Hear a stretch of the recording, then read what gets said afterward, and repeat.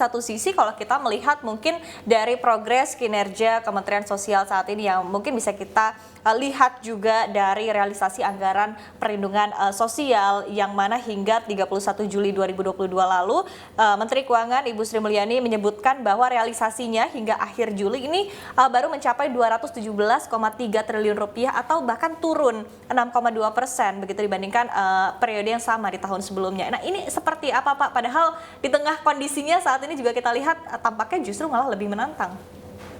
Ya, kalau tahun 2021 kemudian sosial termasuk masuk kategori tingkat realisasi anggaran yang tinggi ya karena 97% lebih.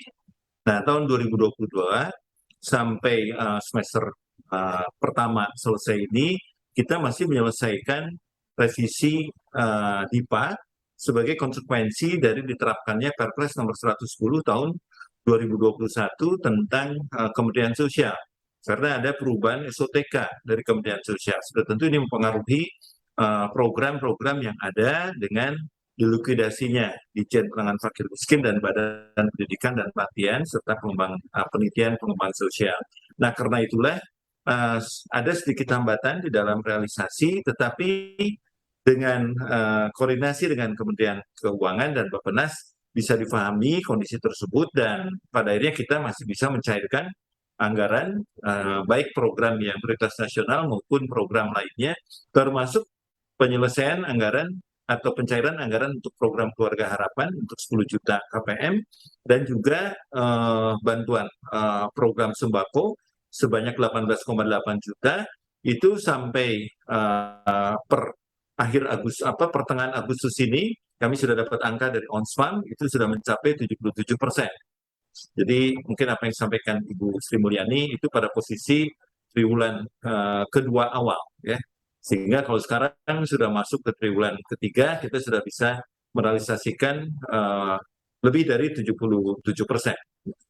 Oke, nah di sisa waktu yang mungkin hanya beberapa bulan lagi menuju akhir tahun begitu, seperti apa langkah-langkah yang dilakukan oleh Kementerian Sosial agar bantuan-bantuan ini juga 100% bisa tersalurkan di tahun ini? Ya, kalau pelaksananya tetap sesuai dengan standar operation prosedur yang ada, ya, dan situasi kan sudah lebih kondusif, sehingga proses pendampingan misalkan kepada para keluarga penerima manfaat itu bisa diintensifkan kembali, karena pada masa pandemi sebagai contoh peningkatan peningkatan kemampuan keluarga P2K2 atau Family Development Session itu sempat terhenti di program Keluarga Harapan. Kalaupun dilaksanakan itu para pendamping lebih mengoptimalkan pendekatan secara online. Sudah tentu ini berbeda kalau melakukan pendampingan intensif.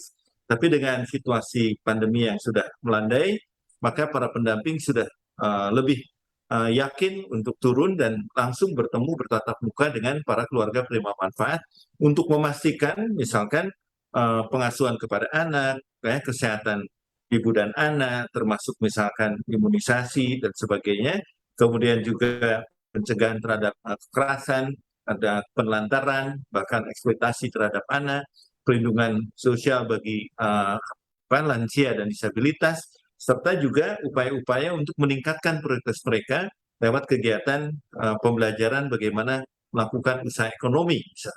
Nah, itu upaya kita untuk menyelesaikan program bukan hanya mengejar target realisasi secara keuangan, tetapi juga target kualitas. Artinya pendampingan ini sudah mulai kita optimalkan kembali, sehingga hasilnya tidak hanya persentase angka realisasi sampai akhir tahun, insya Allah bisa mencapai lebih dari 95%, kami optimis ya untuk semua program PKM maupun sembako dan program asistensi rehabilitasi sosial untuk kelompok marginal, tetapi juga kita berharap juga ada upaya yang lebih baik untuk peningkatan kualitas itu. Karena tujuan Kemensos itu kan meningkatkan taraf kesejahteraan sosial, kualitas hidup, dan kelangsungan hidup dari keluarga fakir miskin, kelompok rentan, dan orang tidak mampu. Itu yang menjadi esensi bagi Kementerian Sosial.